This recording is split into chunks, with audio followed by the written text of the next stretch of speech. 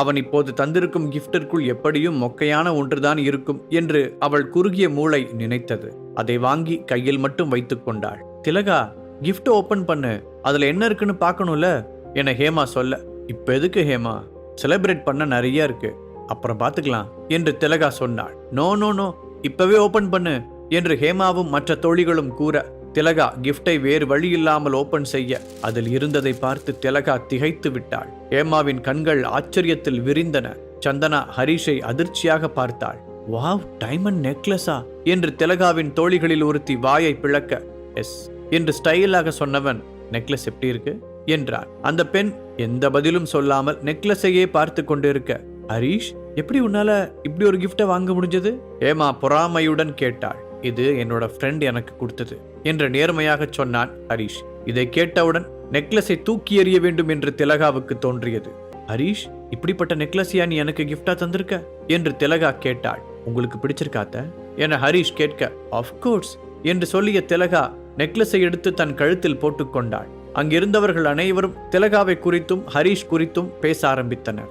ஹரிஷ் மாதிரி ஒரு மாப்பிள்ளை கிடைக்க திலகா கொடுத்து வச்சிருக்கணும் என்று அங்கிருந்தவர்கள் சொல்ல, திலகாவுக்கு இது காதில் தேன் வந்து பாய்வது போல இருந்தது. ஹேமா மீதும் பரத் மீதும் மட்டுமே இருந்த அட்டென்ஷன் திலகா பக்கமும் ஹரிஷ் பக்கமும் திரும்பியது. பார்ட்டி முடிந்து ஹரிஷும் சந்தனாவும் அங்கிருந்து பிளாட்டிற்கு கிளம்பினர். அம்மாவோட பிரஸ்டீஜை காப்பாத்தினதுக்கு ரொம்ப தேங்க்ஸ் ஹரி.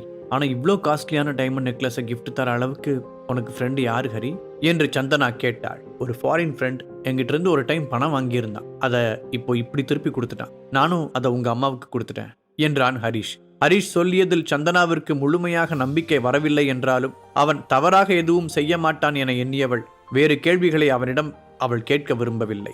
ஏனென்றால் இப்போது சந்தனாவின் மனதிற்குள் ஒரு அமைதி இருந்தது. அதை அவள் தக்க வைக்க முயன்றாள். ஆனால் ஹரிஷ் சந்தனாவிடம் கூறியது பொய்தான். அவன் பார்ட்டி ஹாலை விட்டு வெளியே வந்ததும் ஐராவிற்கு கால் செய்து, இம்மிடியட்டா நான் இருக்கிற லொகேஷனுக்கு ஒரு கிஃப்ட் வேணும் என்று சொன்னான். அவளும் ஓகே சொல்ல, அப்படித்தான் அந்த டைமண்ட் நெக்லஸ் ஹரிஷிடம் வந்தது. இருவரும் பிளாட்டிற்கு திரும்ப சந்தனா உறங்கச் சென்றாள். ஹரிஷிற்கோ ஆண்டனிக்கு அந்த மாத்திரையை விற்றது ஞாபகம் வந்தது. உடனே அவன் அசிஸ்டன்ட் கமிஷனர் கயல் கொடுத்த புத்தகத்தை படிக்க ஆரம்பித்தான். அடுத்த நாள் விடிந்தது.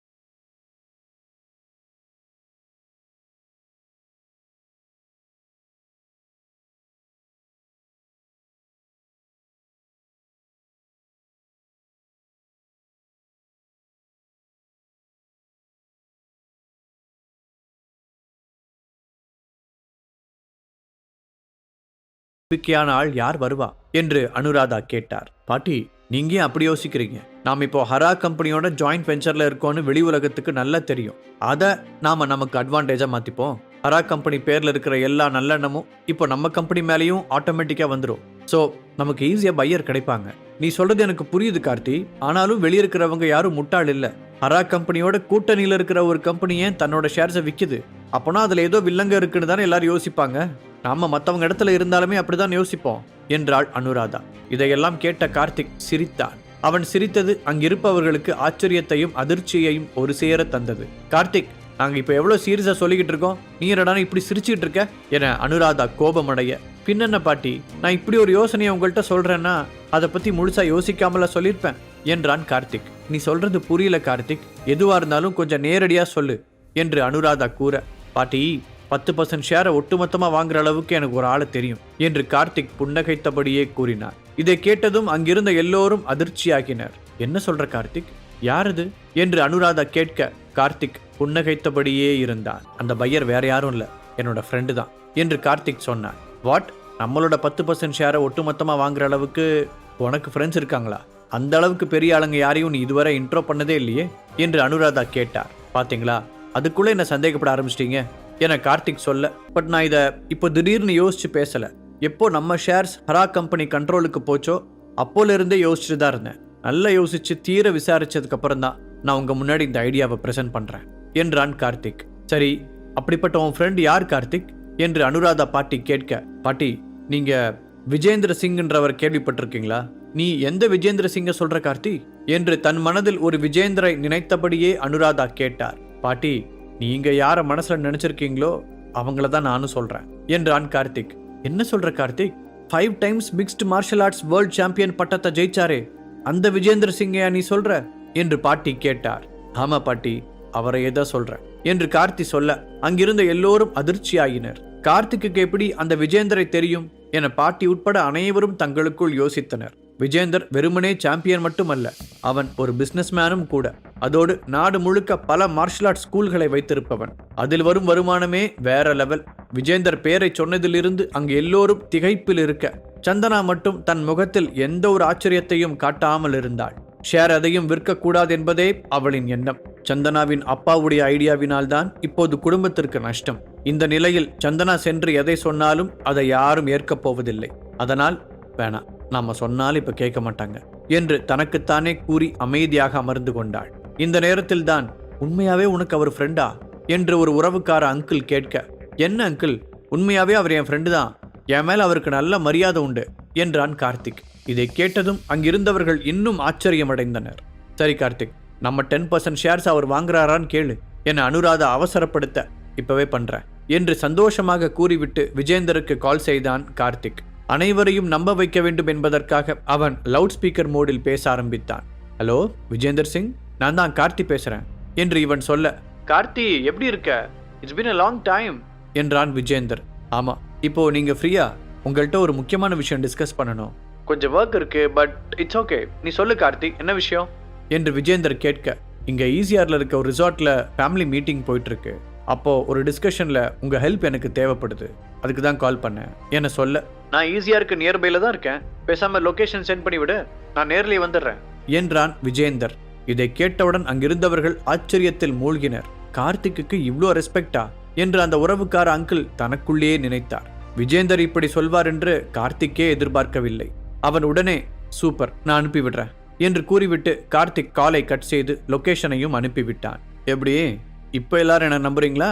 கார்த்திக் கெத்தாக கேட்க, பாட்டி அவனை பார்த்து சின்னதாக புன்னகை செய்தார். மற்றவர்களெல்லாம் அமைதியாகவே இருக்க, இந்த நேரத்தில் சந்தனாவுக்கு ஹரிஷிடம் இருந்து கால் வந்தது. எங்க இருக்க பேபி என ஹரிஷ் கேட்க, மெசேஜை பாரு ஹரி என்று சந்தனா சொன்னாள். உடனே ஹரிஷ் தன் மொபைலுக்கு சந்தனா அனுப்பியிருந்த மெசேஜை பார்த்தான். இப்போ நீ ஃபேமிலி மீட்டிங்ல இருந்துட்டா என்கிட்ட பேசுற என ஹரிஷ் கேட்க, அஃப்கோர்ஸ் என்று சந்தனா ஹஸ்கி வாய்ஸில் சொன்னாள். பேபி, வேற வேலையே கிடையாது அவங்க குடும்பத்துக்கு. சரி விடு, இப்போ நான் உங்ககிட்ட ஒன்று சொல்லட்டுமா என்று கேட்டான். என்னது என்று சந்தனா கேட்டாள். ஐ லவ் யூ மை பொண்டாட்டி என்று ஹரிஷ் சொல்ல வெட்கப்பட்டாள் சந்தனா. இப்போ நீ வெட்கப்பட்டதானே என்று அவன் கேட்க, ஹரி ஆமா என்றாள் சந்தனா. அப்படின்னா நீ கொஞ்சம் நிமிர்ந்து பாரு என்று ஹரிஷ் சொல்ல அவளும் பார்த்தாள். ஏய் ஹரி, இப்ப எது கால் பண்ண? ஏற்கனவே எங்க மேல எல்லாரும் கோபமா இருக்காங்க. எதுக்கு கால் பண்ண? இருக்கட்டும், நான் என் ஒய்ஃபை மிஸ் பண்ணேன், அதனால அவளுக்கு கால் பண்ணேன். ஐ லவ் யூன்னு சொன்னேன். இதுல என்ன இருக்கு என்றான் ஹரிஷ். என்னது இது? என்னைக்கும் இல்லாம இன்னைக்கு இப்படி திடீர்னு ஒரு கால், ஒரு கொஞ்சல் என சந்தனா கேட்க, அப்பப்ப பண்ணா இப்படி வைப் இருக்காதுல்ல, அதான் இப்போ இப்படி.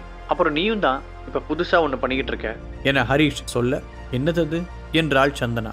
உன்னோட ஒட்டுமொத்த ஃபேமிலியும் அங்க இருக்க, ஆனா நீ என்கிட்ட பேசிட்டு இருக்கியே, அது புதுசு தானே என்று ஹரிஷ் கேட்க, ஆமா இல்ல, நான் ஏன் இப்போ இப்படி பண்றேன் என்று சந்தனா கேட்டாள். Because you miss me, you also want to talk to me என்று ஹரிஷ் மென்மையாக சொல்ல, ஆஹா என்று சொன்ன சந்தனா, நீ இப்ப பேசும்போது சிலதை தப்பா சொன்ன என்றும் சொன்னாள். நான் தப்பா சொன்னனா?